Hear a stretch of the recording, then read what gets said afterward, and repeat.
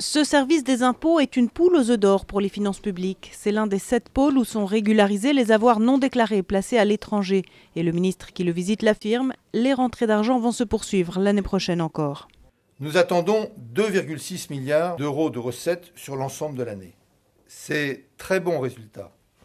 Et le rythme qui ne tarit pas des dossiers qui arrivent nous permettent de réévaluer à 2,4 milliards au total le montant attendu pour 2016. Dans 80% des dossiers traités, les contribuables ont hérité d'avoirs non déclarés placés à l'étranger par leurs ascendants.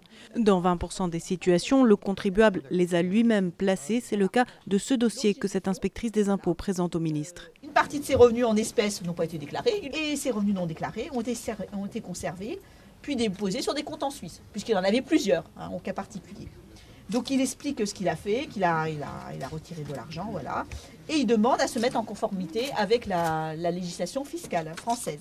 Et cette mise en conformité rassurerait les contribuables repentis. Les gens sont tellement soulagés, on vous l'a dit à plusieurs reprises, de pouvoir se mettre en régularisation. Non, pas encore, mais je ne désespère pas. 8000 dossiers ont déjà été traités, mais il en reste plus de 35 000 pour résorber ce stock. Le nombre d'agents du fisc dédiés à la régularisation a été doublé.